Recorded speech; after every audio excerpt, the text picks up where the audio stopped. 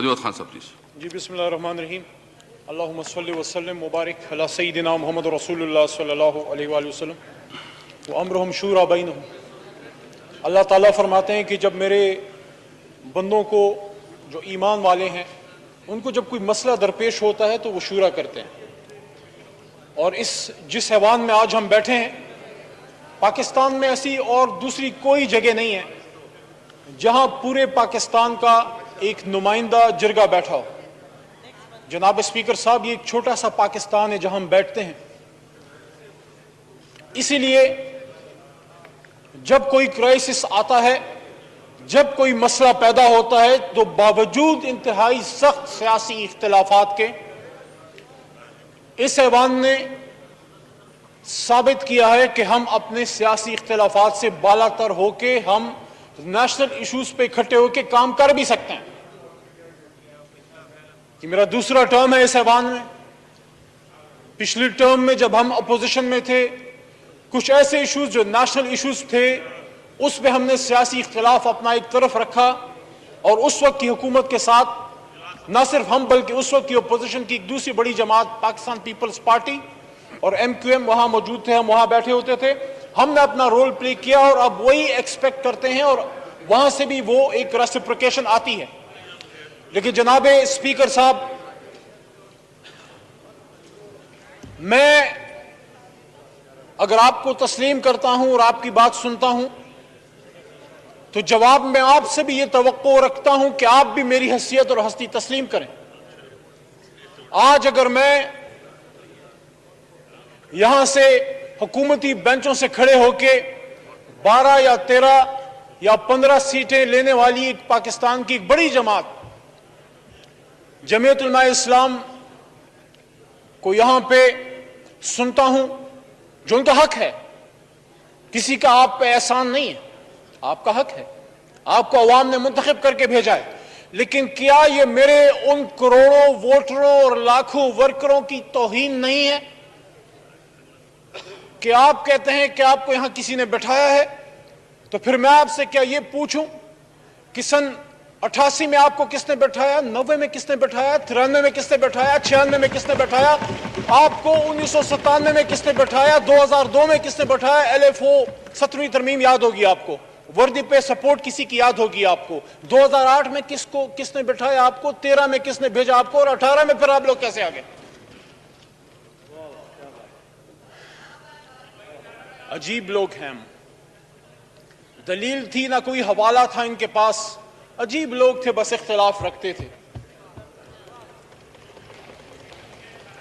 آج 2 سال ہو گئے جناب اسپیکر صاحب. آج گلہ ہو سکتا ہے کہ خان صاحب آپ نے یہ نہیں کیا، ہم نے 40 سال لگا دیے نظام کو تباہ کرنے میں، 2 سال میں عمران خان آپ نے ٹھیک کیوں نہیں کیا؟ گلہ کریں، آپ کا حق ہے، آپ اپوزیشن ہے.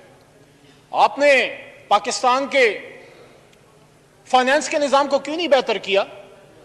ہم نے تو پاکستان کو عالمی سطح پہ تنہا کر دیا تھا، آپ نے ابھی تک وہ ساری تنہائی 100% دور کیوں نہیں کی؟ آپ نے پاکستان کے ایجوکیشن کے نظام کو بہتر کیوں نہیں کیا؟ کرپشن کو کیوں نہیں آپ نے ختم کر دیا؟ 40 سال ہم نے کرپشن کو لگا دی عام کرنے میں. گلہ آپ کا بنتا ہے. لیکن اس پہلے دن جناب اسپیکر صاحب جب عمران خان صاحب یہاں اعتماد کا ووٹ لے کے یہاں ایز اے وزیر اعظم کھڑے ہوئے، یہاں بڑی بات ہوتی ہے کہ اپنی بات کریں اور دوسری کی سنیں.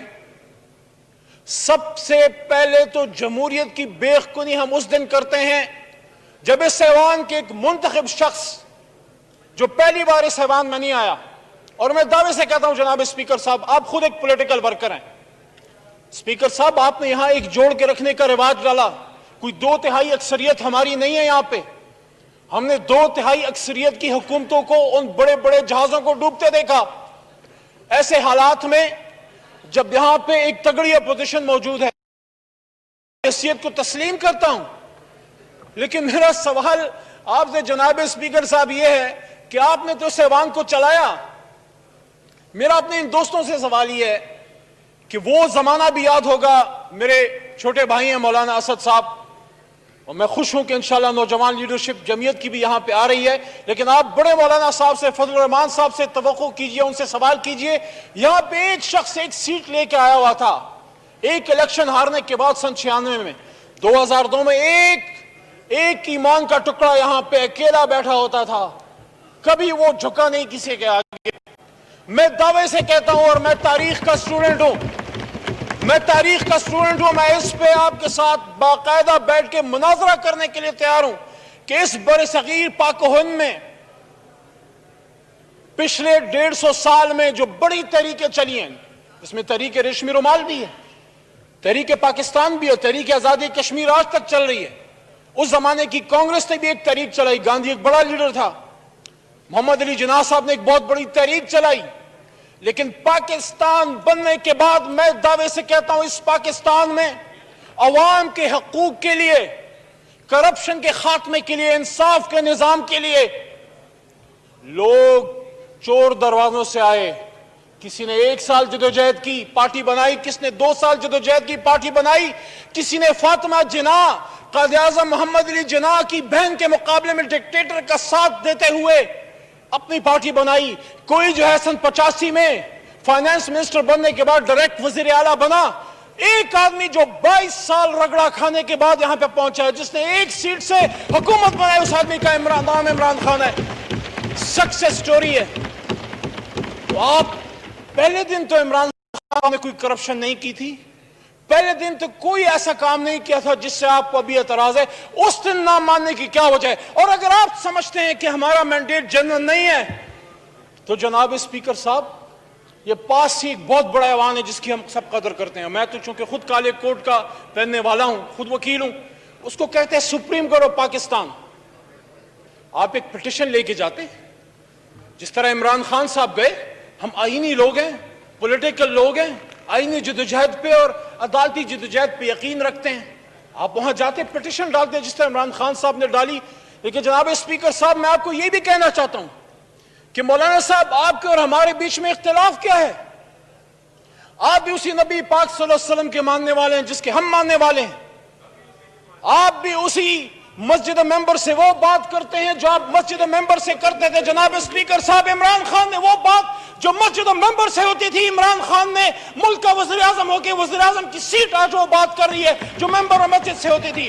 جناب اسپیکر صاحب, آخری بات سن لیں. مدینہ کی ریاست کی بات 1500 سال پرانی ہے. آج آپ کو خوش ہونا چاہیے کہ پاکستان کا وزیر اعظم مدینہ کی ریاست کی بات کرتا ہے. ابھی 1 گھنٹہ پہلے ایک میٹنگ سے میں مراد سعید صاحب اٹھ کے آئے جہاں عمران خان صاحب نے یہ بات کی, ہم صحیح معنوں میں اس ملک کو تب مدینہ کی ریاست بنا سکیں گے. مولانا صاحب سنیں اس بات کو. عمران خان نے اس میٹنگ میں, خان صاحب نے کہا, جب اپنے بچوں کو سیرت النبی ہم پڑھا سکیں, اور 8ویں 9ویں 10ویں میں سیرت النبی لازمی کرنے کی بات کی انہوں نے. اسی ایوان سے 70 سال بعد عمران خان صاحب کی حکومت میں ہم نے, آپ کی اس حکومت نے خاتم النبیین صلی اللہ علیہ وسلم کی قرارداد منظور کی. یہ آپ ہی کا ایجنڈا ہے اور ہم سب نے مل کے کیا. اسی ایوان سے یہ قرارداد بھی منظور ہوئی جو ہم سب کی اور آپ کی اور ہماری اکٹھا ایجنڈا ہے کہ تمام فیڈرل یونیورسٹیوں میں قرآن پاک کی لازمی تعلیم ہو. اور اسپیکر صاحب, آپ اس صوبے سے آئے ہیں کہ آپ نے خود وہاں, جب ہماری حکومت آئی, آپ نے سود کے خلاف قانون سازی اسپیکر صاحب ہماری پختونخوا میں پی ٹی آئی کی حکومت نے پہلی بار کی. یہ پاکستان کی اس تحریک انصاف کی حکومت کو اعزاز حاصل ہے کہ لوگ ذکر کرتے ہوئے ڈرتے تھے. میرا عمران خان وزیر اعظم پاکستان یونائٹڈ نیشنز میں کھڑے ہو کے پوری دنیا کو بتاتا ہے کہ جب ختم نبوت صلی اللہ علیہ وسلم اور رسول کریم صلی اللہ علیہ وسلم کی جب دنیا میں تضحیق کو کرتے معاذ اللہ, تو مسلمانوں کو تکلیف کیوں پہنچتی ہے؟ کیوں محمد صلی اللہ علیہ وسلم ہمارے دلوں کے اتنے قریب ہیں؟ یہ تو آپ کا ایجنڈا جو عمران خان صاحب لے کے جا رہے ہیں. آپ نے پاکستان میں بات کی, وہ دنیا کو بتا رہے ہیں. تو آخر میں یہ کہوں گا کہ آپ ہمیں تسلیم کریں, ہم تو آپ کو تسلیم کرتے ہیں, لیکن کبھی کبھی دوسرے کی بھی بات سن لینی چاہیے.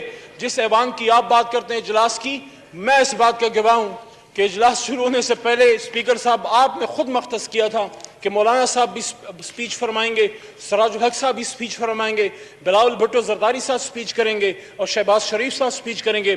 آپس میں پھر وہاں پہ ماحول ایسا ہو گیا جس پہ میں نہیں جانا چاہتا. میں صرف اتنا کہوں گا کہ آئیں اس ایوان کو مل کے چلائیں, ہم تیار چلانے کے لیے. سینئر ترین پولیٹیشنز موجود ہیں, شاہ صاحب موجود ہیں, یہ ہمارے قاضی صاحب موجود ہیں, یہ بابر روان صاحب یہاں پہ موجود ہیں, سینئر ترین لوگ بخشی صاحب یہاں پہ موجود ہیں. ہم کوئی, اور یہ میں ضرور کہنا چاہوں گا کہ عمران خان صاحب کسی شارٹ کٹ سے نہیں آئے, بڑے لوگ آئے.